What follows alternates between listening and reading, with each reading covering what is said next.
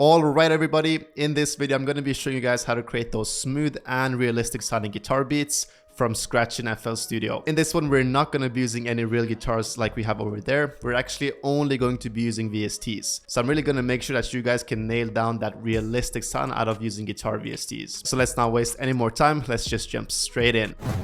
Alright, so we are now here in FL Studio 21, as you guys can see, and usually I make the whole sample with you guys, but this time I actually made a sample beforehand. This is because we're going to have a new kit that's going to release out next February. I know a lot of you guys are excited for this one. It's been a while since I released the kit, so this one's going to be crazy. Now this sample is actually going to be included in the kit as well, so I'm just going to break down the sample first, but this is how it sounds.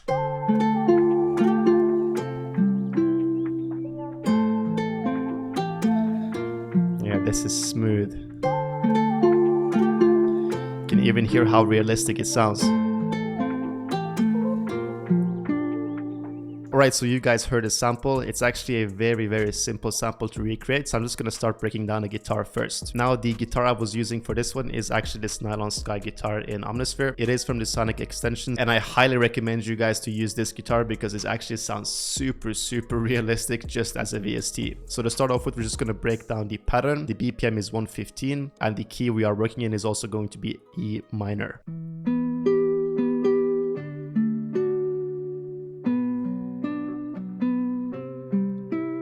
So you guys can see the guitar pattern is actually very simple, and I'm quickly just going to show you guys how you can recreate something similar to this one. So pretty much everything we're doing is just making a simple minor chord for each note. So since we are working in the E minor scale, I'm just starting off with a E minor chord right here. As you guys can see, we're skipping this first highlighted note and then replacing this G. And then again, we're skipping the next highlighted note and putting the B. This way we're going to get a simple E minor triad. And literally all I'm doing with this is just highlighting these two middle ones, and I'm just pitching them up by 1 octave. So we're pretty much inverting that chord. Same thing right here, and it's the exact same thing for the whole pattern. So literally all we're doing here, we're just going from the E down to the D, and then again we're just making a chord. So we're skipping this highlighted note, placing one here again, skipping, placing right here. And it might look a bit more complicated, but we're just duplicating this D up 1 octave as well. So we're kind of having both a D5 and a D4 over there. But again, make sure to invert the middle note so it sounds more realistic. And it's the exact same thing on the last two chords as well. So we're literally just having these chords right here. Again, we're going down from the D to the B, and then we're going up to the C4. But remember, you just want to invert those middle notes so you kind of have them go up 1 octave. So that is literally how easy it is to create the chords. Now to just add some more movement to the guitar pattern, all you want to do is just go over to the slice tool over here, and you're just going to chop up some of the notes you've already made. As you guys can see, I'm not really adding too many notes besides the one that we are actually already using. So instead of just adding more notes over here like this, all you're actually going to do is just cut them up. So you just use the same exact notes that you're already using a little bit later in the pattern. Also, one super crucial tip with these layered notes you have right here, just make sure you don't have them hit at the same exact time. So you can see this B3 and B4 are lined up perfectly. You just want to highlight the top one and move it slightly off grid, just so it's again more realistic. Then lastly, really mess around with the velocity down here. Again, it's just going to help get that realistic sound out of your VST. So the first effect we have is just this NS1. It's literally just a noise suppression that cuts down a little bit of the noise. I feel like the nylon sky guitar has a little bit too much noise going on, so I'm just using this plugin right here to kind of remove a little bit of it. I'm not removing it completely, but just enough so it's not too much. Next, we just have a simple EQ right here and a slight delay just to clean up the sound and make it a little bit different. And then to really add some more atmosphere and a vintage sound to the guitar, we just have the Vinyl 3 preset in RC20, as well as this roam right here and a EQ to finish off those low ends.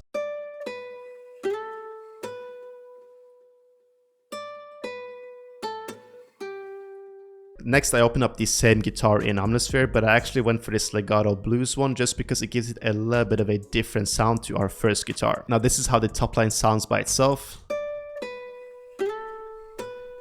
You can hear it's a bit more of a realistic sound again.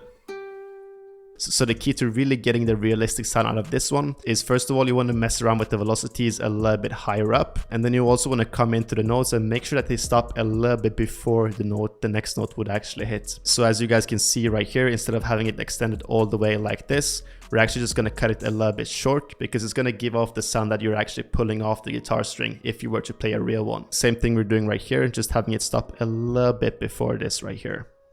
So just make sure to keep this consistent throughout the whole melody, and you're really going to get a nice and smooth sounding top melody on that guitar. Now right here, I'm also turning the velocity a lot down because sometimes it's going to give me this slap type of sound. Just take a listen right here.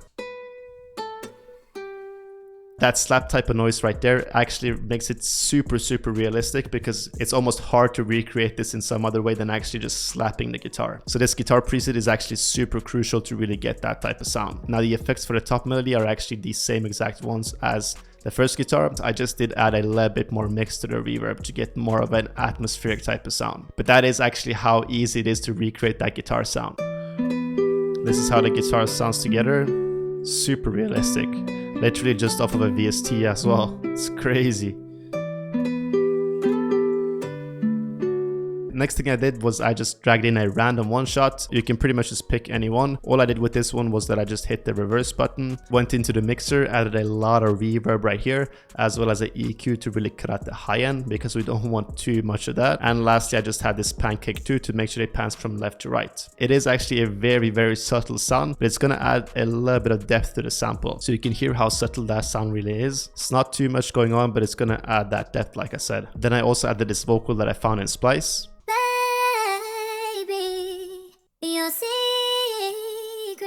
I did chop it up a little bit just so it would fit with the guitar sample very nicely, but the effects are definitely the most important ones because you want to make it blend together very nicely. So the effects is firstly a RC20. I'm just using the Magnitude Transition 1 preset. I've talked about this preset before, but it works perfectly for vocals, especially if you want them to be a bit in the background. Then since I had to pitch up the vocal a lot, I also had to remove a lot of those high frequencies. Then we again lastly just have a little bit of a reverb as well as a pancake too, again to make it pan from left to right. Now take a listen to how different the vocal sounds with the effects on.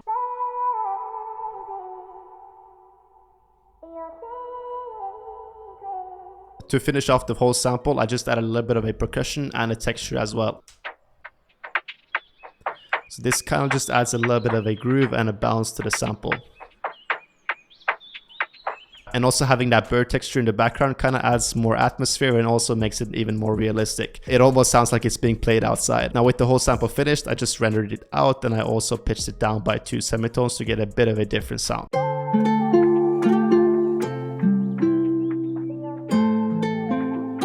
But together, all the elements sound amazing.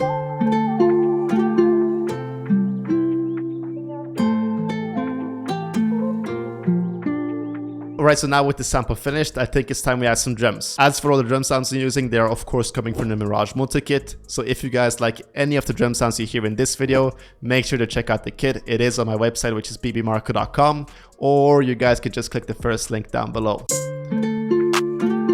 Yeah, so we're just starting off with a simple clap.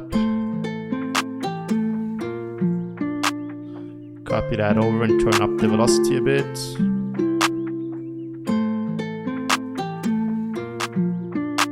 Right, so now for the hi-hats, since we actually have some movement from the guitar, I'm actually going to try to keep them very simple. So I'm just going to start off with a simple 2-step right here, just to kind of get the bounce going, and then we might just add a few rolls here and there. Yeah, so we're just having a few rolls. Not really too much going on though. It's more after the clap we just have a quick roll, and then towards the end as well. Now with guitar beats, I highly recommend adding some rims and snares as well. It's really just going to help get that bounce going. Also messing a bit around with the velocity on the snare and rims. Again, just helps getting the realistic sound. And we have this rim as well we need to copy over.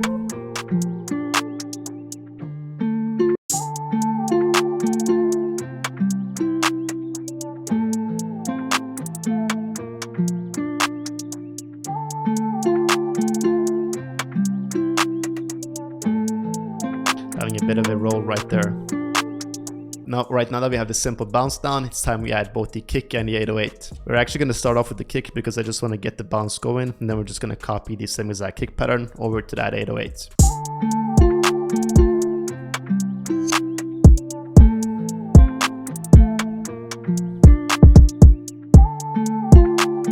Yeah, I really like this kick bounce right here. Once we add the 808 to this, it's going to slap.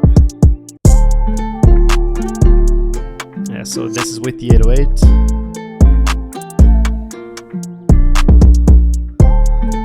Yeah, this ending is crazy. I really like this. Right, so now that we have the whole beat finished, I'm quickly just gonna arrange the whole thing and then I'll show you guys the final beat. Right, so here we have the full beat. Super basic one to be fair, but the sample just really does it for this one. Shut up, Marko. And it drops. First part right here.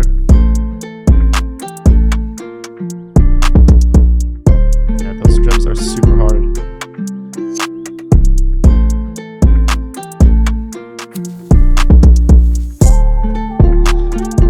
A little bit of a cool transition.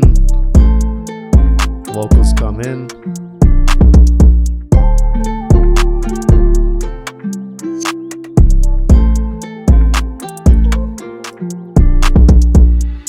Slows down a bit right here. Remove the kick.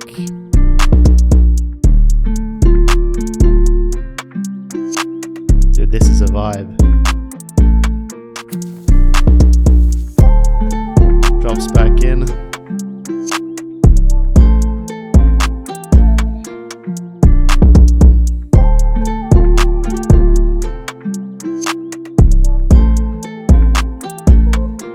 Goes into a bridge right here. Pretty much just the same as the intro.